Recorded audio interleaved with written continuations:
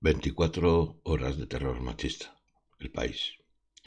El lunes hará un año del asesinato de 4 mujeres en 4 localidades. De haber muerto en atentados se recordaría como una fecha señalada, pero las mataron sus novios o sus maridos. Esta es la crónica de ese día sangriento.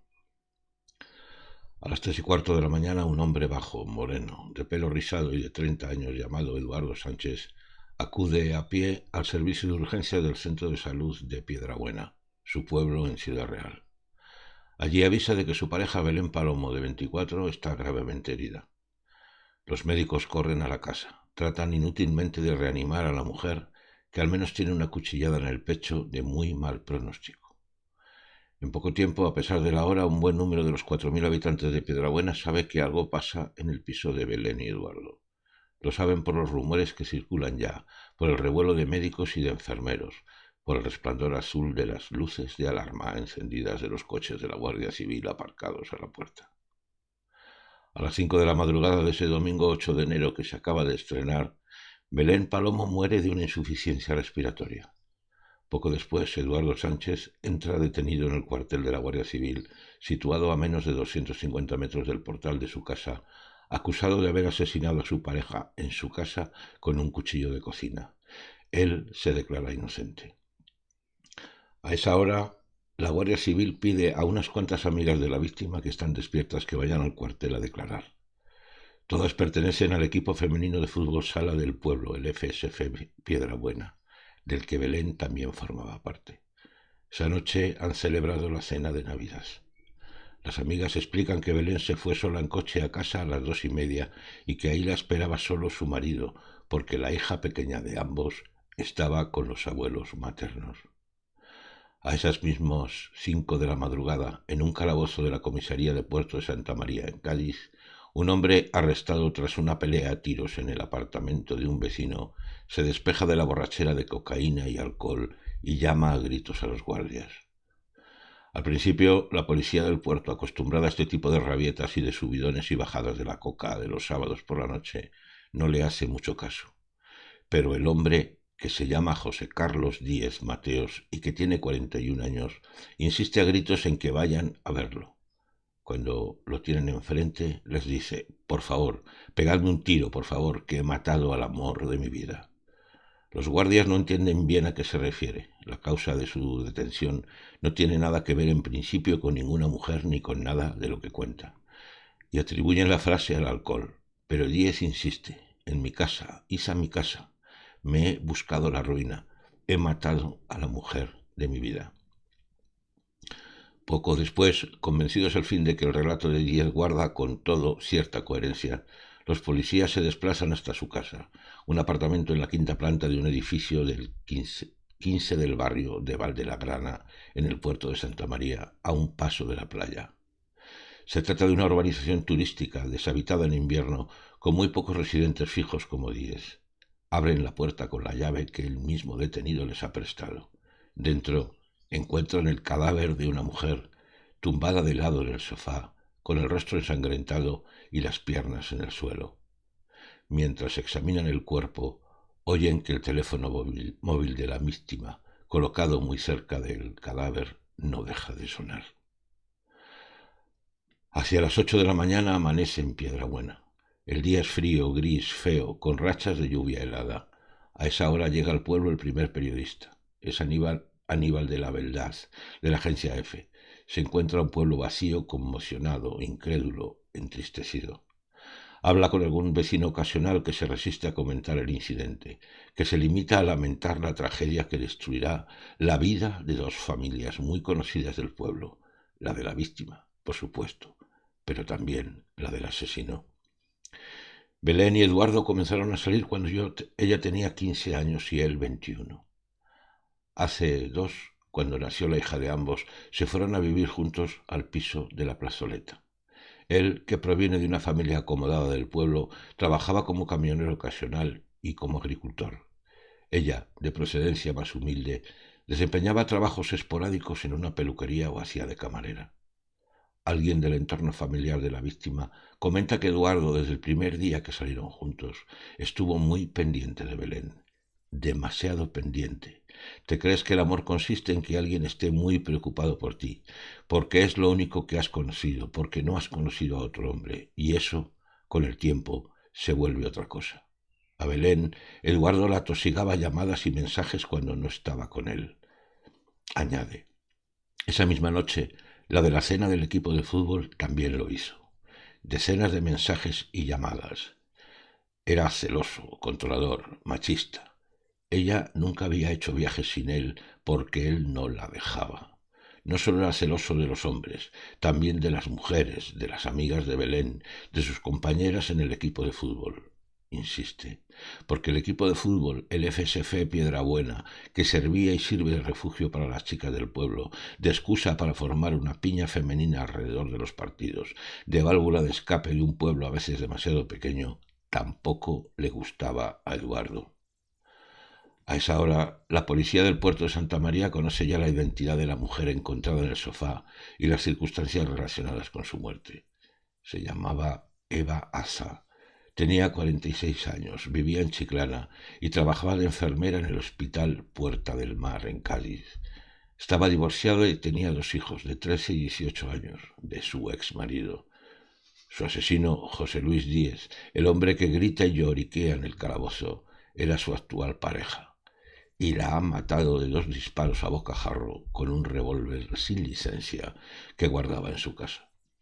Ocurrió tras una discusión entre los dos en el apartamento de Valdegrana, después de que un amigo que hasta entonces había estado con ellos se marchara. Este amigo es el que llamaba insistentemente al móvil de Eva. La hora de la muerte, las 3 de la madrugada, es la misma a la que acuchillaron a Belén Palomo. A las 10 de la mañana, en Marbella, una mujer colombiana, Natalia Mosquera, interna en una casa donde cuida un matrimonio español, ultima las tareas del domingo para poder llegar a la hora a la misa del 12 de su iglesia evangélica. También a las 10 de la mañana, la policía del puerto de Santa María avisa a la familia de Eva Asa de que han encontrado su cadáver. No precisan mucho por teléfono. Poco después, el padre, la madre, el hermano y la cuñada vuelan en coche desde Chiclana. Francisco Aza, el padre, piensa al principio que se trata de un accidente de tráfico.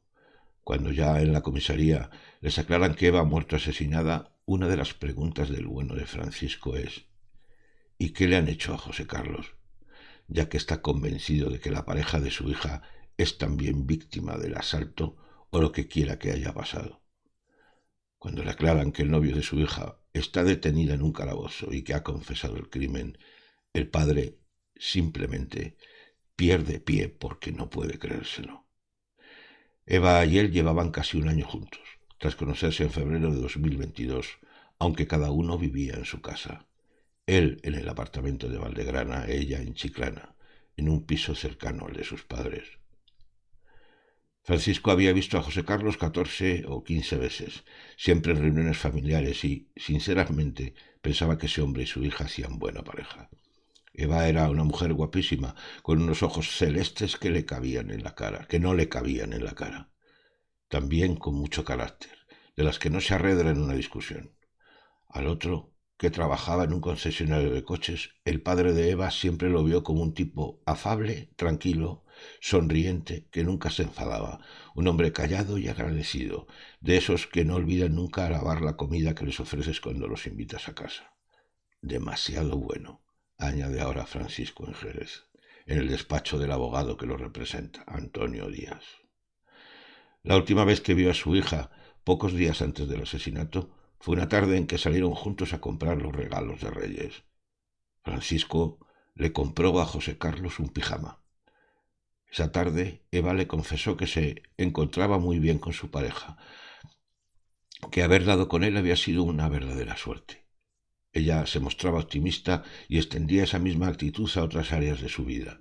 Acababa de matricularse para un curso de radiología a fin de promocionarse en el hospital. Había más. A Jesús Asa, el hermano menor de Eva, ésta le había contado que quería dejar su piso de Chiclana y marcharse a vivir al apartamento de Valdegrana de José Carlos. Se lo había revelado ese sábado por teléfono, horas antes de que su novio la matara. Jesús lo recordaba la mañana del domingo en que tuvieron que reconocer el cadáver, y lo recordará muchos días después, cuando, obsesionado por entender, se puso a investigar por su cuenta y descubrió que José Carlos había estado en la cárcel por malos tratos durante una relación anterior. Aún ahora se pregunta si su hermana lo sabía, y si sabía también que guardaba una pistola cargada en casa. A las 11:30 de la mañana, la Guardia Civil de Piedrabuena traslada a la pareja de Belén Palomo a los calabozos de Tomelloso. 2 días después, la jueza lo enviará a prisión preventiva como presunto autor de un homicidio de violencia de género y otro de maltrato habitual. El cotejo de los mensajes de los móviles constituye una prueba de esto último. Amigos del entorno familiar aseguran que él le pegaba ocasionalmente a su pareja. El mismo día del asesinato de Belén, las chicas del equipo de fútbol femenino deciden, con tanta tristeza como rabia, que a pesar de lo ocurrido y de que siempre va a faltar una, van a seguir jugando todos los partidos que les toquen esa temporada. Lo harán en homenaje a su compañera. A las 12 de la mañana, la colombiana Natalia Mosquera llega puntualmente a la iglesia evangélica de Marbella. Tiene 46 años, los mismos que la gaditana Eva Asa. Es guapa, morena, religiosa, muy trabajadora.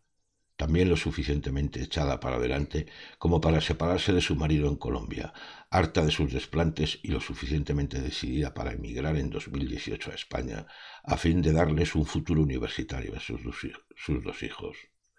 Lo ha cumplido. Su hijo Víctor Hugo se graduará en Administración de Empresas el próximo marzo y ella se ha prometido acudir a la ceremonia. Será la primera vez que viaje a Colombia desde que salió de allí. Su hermano Jorge, que vive en España desde hace más de 10 años y que la conoce bien, le ha pedido varias veces que se vaya antes.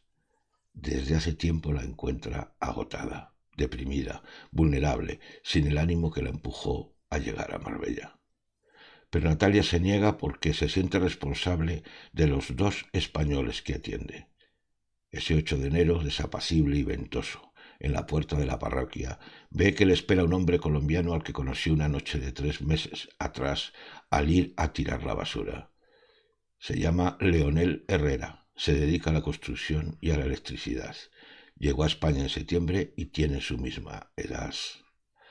A las 12 y pocos minutos, Natalia, en vez de entrar a la misa y sin que se aprecie violencia de ningún tipo, se sube a una furgoneta con Leonel. Al volante va un conocido de este que cree, engañado, que se dirigen a hacer una chapuza en una casa. La furgoneta arranca y en pocos minutos llega a la playa Real de Zaragoza, un rincón paradisíaco situado a unos kilómetros al este del casco urbano de Marbella. El viento húmedo y lluvioso bate fuertemente desde el mar. Leonel y Natalia se bajan de la furgoneta y se encaminan hacia la playa solitaria a esas horas y con ese tiempo gris. El dueño de la furgoneta, que ya se ha dado cuenta de que Leonel solo le quería para que los transportara hasta allí, se marcha. Desde aquella mañana una pregunta obsesiona a Jorge, el hermano de Natalia. ¿Por qué, después de todo lo que había pasado con Leonel, Natalia quiso subirse esa mañana a la furgoneta?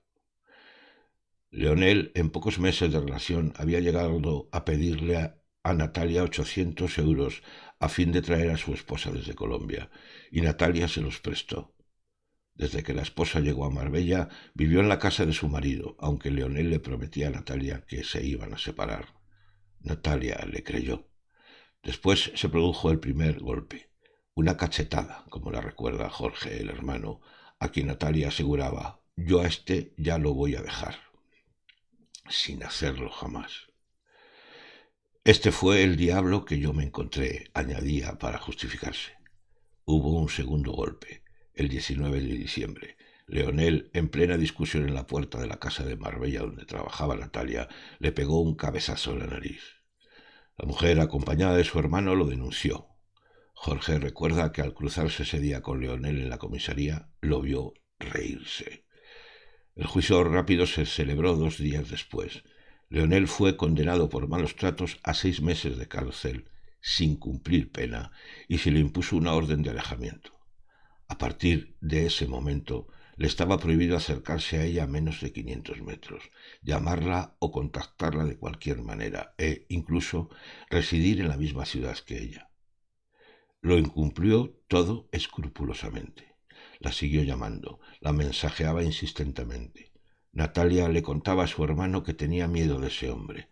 Jorge lo amenazó con volver a denunciarlo y mandarlo a la cárcel si seguía llamando a su hermana, y si no lo denunció ya en ese momento, cosa de la que se arrepentirá siempre, fue porque nunca se imaginó lo que podía pasar y porque creyó que bastaría esa advertencia.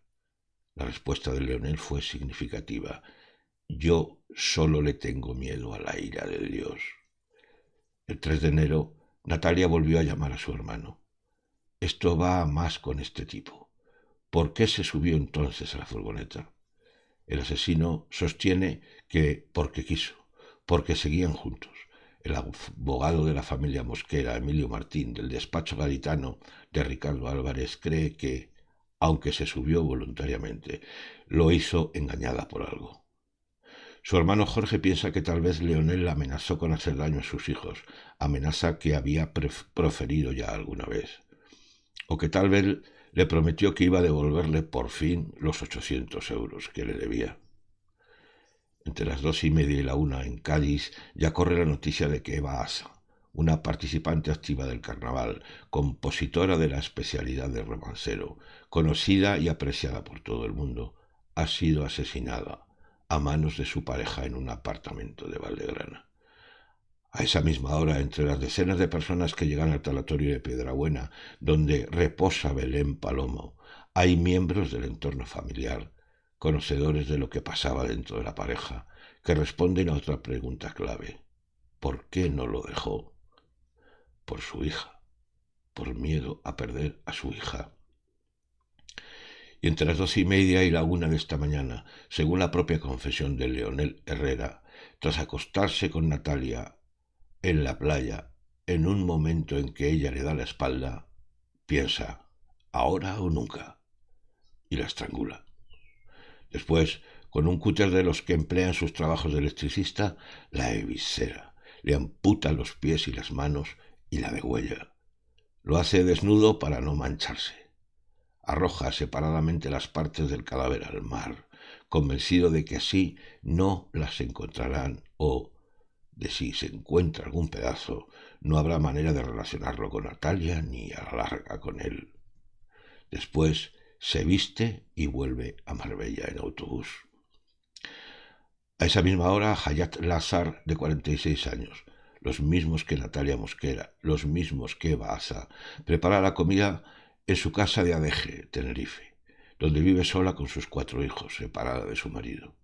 Después irá al hotel donde trabaja de recepcionista. Acaba de regresar de un viaje de vacaciones a Madrid, con sus 2 hijos menores y con la familia de su hermana Nora, que vive en Melilla. Se lo han pasado muy bien. A las 2 de la tarde, Jorge, el hermano de Natalia Mosquera, que emplea el domingo en pintar una habitación de su casa de Algeciras, recibe la llamada de una vecina de la casa de Marbella donde trabaja su hermana. Le informa de que Natalia no ha regresado de la iglesia para dar de comer a los señores. A Jorge le extraña y se inquieta, porque es muy raro que su hermana falte al trabajo, pero no se alarma demasiado todavía. La llama, pero el teléfono está fuera de cobertura. 1 hora más tarde, en el telediario, Jorge escucha la noticia de que han asesinado esa noche a 2 mujeres a manos de sus parejas, una en un pueblo de Ciudad Real y otra en el puerto de Santa María, en Cádiz. La noticia lo sobrecoge. Piensa en Leonel y empieza a temer por Natalia y a preguntarse de nuevo por ella. La llama otra vez inútilmente por teléfono. A las 4:10 de la tarde, Hayat Lazar sale de casa.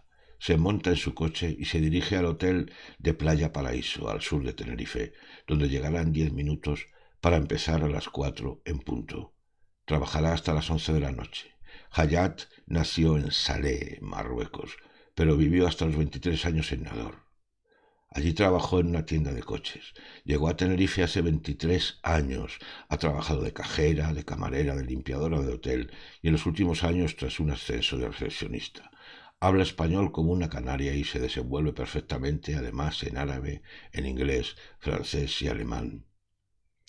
Llegó soltera, pero 3 años después, con 26, se casó con un hombre de origen marroquí. Tuvo 2 hijos antes de separarse, que hoy tienen 18 y 16 años. Hace 10 años se volvió a casar con otro hombre de origen marroquí llamado Walim, el padre de sus 2 hijos menores, un niño y una niña que ahora tienen 10 y 6 años.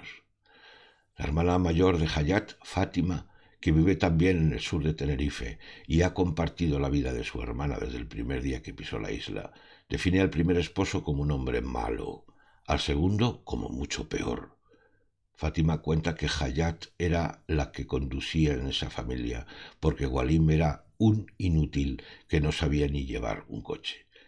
Que Hayat era la que cuidaba de los hijos, la que trabajaba, la que le buscaba los trabajos a él, la que le consiguió el último empleo de camarero en el mismo hotel en el que ella se ganaba la vida de recepcionista. Fátima también describe escenas turbias de celos, como cuando su hermana se presentó en su casa llorando porque Walim, que no le dejaba ponerse pantalones, le había roto unos que ella acababa de comprar, y escenas de malos tratos y de golpes, como cuando su marido le pegó una patada estando embarazada, o de despotismo machista absoluto, como cuando le robó el pasaporte para que Hayat no pudiera viajar a Marruecos para asistir a la boda de otra hermana. Fátima detalla que Walim jamás les regaló nada a los niños, ni a los suyos ni, por supuesto, a los mayores, fruto del anterior matrimonio de Hayat. Y añade que Walim se gastaba el dinero en las máquinas tragaperras, que bebía, que era violento, que insultaba, que ella misma le prohibió la entrada a su propia casa porque no lo soportaba como cuñado, porque era el típico hombre que se cree que lo sabe de todo frente a todos. A diferencia de él, cuenta Fátima, Hayat era lista, trabajadora y valiente. Añade para demostrarlo que su hermana rechazaba ponerse el velo, que sacaba adelante su casa sola con 4 hijos, que se preparaba para el futuro estudiando idiomas. Hayat se separó de Walim varias veces, lo echó de casa otras tantas, pero lo readmitía siempre y después de un tiempo. Lo denunció por malos tratos al menos en 2 ocasiones, la última el 29 de diciembre, hacía poco más de una semana. 2 días después, en un juicio rápido, Hayat decidió no proseguir con la denuncia. Se acogió a su derecho de no declarar y Walim dejó el calabozo libre de toda acusación, pero, según Fátima, resentido en lo más íntimo porque Hayat no lo había readmitido en casa y se iba de vacaciones de Navidad a Madrid con sus hijos. Yo no sé por qué lo perdonaba siempre. Ya sabía que eso era malo, que hacía mal, que le iba a pasar algo. Se pregunta Fátima sin encontrar una respuesta que la convenza. A las 4 de la tarde, Hayat llega al hotel situado en Playa Paraíso, y se pone a trabajar en su puesto de recepcionista. A las 5, en Cádiz, Nazaret Jiménez, amiga de Eva Asa, compañera de carnaval, se entera de su muerte y se lo tiene que repetir a ella misma porque no se lo cree, porque no lo puede ni imaginar. Días después recordará a su amiga como una persona alegre, fuerte, con carácter, con ganas de todo, siempre, tan agarrada a la vida que le parece simplemente imposible que esté muerta. Y a esa hora, las 5 de la tarde, Jorge, el hermano de la colombiana Natalia Mosquera, ve en la página de Facebook Marbella se queja un vídeo en el que aparece el cadáver de una mujer decapitada y sin pies ni manos, encontrado hace poco en la playa real de Zaragoza. El viento que sopla desde el mar y el oleaje encrespado de ese día lluvioso han devuelto varias partes del cuerpo a la playa. Jorge observa el vídeo y al repasarlo despacio siente la tiritona de un presagio oscuro. No reconoce el cuerpo. Nadie puede reconocerlo así, pero vuelve a llamar a Natalia y al comprobar que el teléfono sigue sin cobertura, se monta en el coche y enfila directamente a Marbella a poner una denuncia en una comisaría. Allí le cuenta a la policía que sospecha que la mujer encontrada en la playa de la que todo el mundo habla puede ser su hermana. Los policías le responden que van a pedir fotos a los compañeros que llevan la investigación, dado que el cadáver ha sido trasladado a Málaga. Cuando llegan las fotos, Jorge reconoce al momento los parches médicos en los pies que llevaba su hermana. la figura de sus pantorrillas y sabe ya sin ninguna duda que el cuerpo pertenece a Natalia y que el presentimiento funesto que lo estremeció hace unas horas ha resultado cierto. Sabe también que tiene que avisar a los hijos que viven en Cali desesperadamente ajenos a lo que ocurre. Antes le dice a la policía que para él es el nombre del asesino Leonel Herrera. Lo detendrán al día siguiente, en su casa, mientras desayuna con su mujer. Poco después de las 11 de la noche, Hayat sale del hotel, se monta en su coche y conduce hasta su casa de Adeje. Allí, en el segundo piso, la esperan sus 3 hijos menores. También, sin que ella lo sepa, apostado en el portal, espera a Walim. Armado con su cuchillo, sabe a qué hora llegará porque al trabajar en el mismo hotel conoce los horarios de la mujer. Hayat aparca y cuando sale del coche lo descubre. Trata de huir, grita, pide socorro, pero no puede evitar que el hombre la acorrale entre los coches y la acuchille en el costado ahí mismo. A las 11:30 de la noche de ese día que está a punto de acabar, al oír los gritos que vienen de la calle, Giuseppe Valentín Chinca, vecino de Adeje, sale de casa para ver qué pasa. Al llegar a la calle de Juan de Austria se encuentra un par de vecinos sujetando a Walim en el suelo y a Hayat tumbada en la acera desangrándose. Se tumba a la derecha de la mujer y trata inútilmente de taponar la herida. Mientras lo hace, se fija en los 2 hijos menores, Omar y Amira, que también han bajado de casa al oír los gritos y que caminan en la acera de un lado a otro, desconcertados, asustados, sin saber qué hacer. Un año después, la niña pequeña de Belén Palomo, de 3 años, vive en casa de sus abuelos maternos en Piedrabuena. Los hijos colombianos de Natalia Mosquera, de 19 y 20 años, siguen a trompicones su vida. Eso sí, Víctor Hugo, el mayor, se graduó sin la presencia de su madre en la ceremonia. El hijo mayor de Baasa, de 19 años, estudia en Córdoba y la menor de 14 vive con su padre en Chiclana. Los 2 hijos mayores de Hayat estudian en un centro de acogida de Tenerife.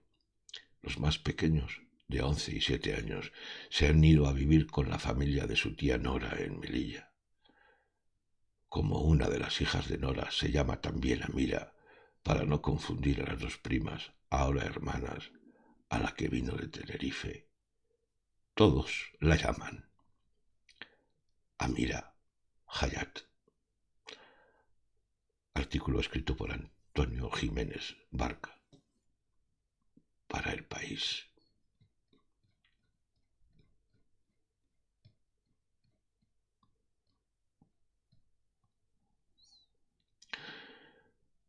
«24 horas de terror machista». Todo realmente igual es más sencillo y menos complejo de lo que nos hacen creer a veces para no transformar las cosas. ¿Qué es que es tan complejo? ¿Dónde está la complejidad? Os quedasteis todos los derechos y nos dejasteis sin ninguno. Dime dónde está la complejidad. Rousseau, no es nada complejo, es muy sencillo. Quiero el poder para mí y lo quiero sobre vosotras. ¿Para qué? Para que mi vida sea más fácil y agradable. Y punto. Esto es Diálogos sobre la masculinidad, reflexiones autocríticas sobre el constructo masculino en todas sus formas, hegemónico o diverso, con agenda radical abolicionista.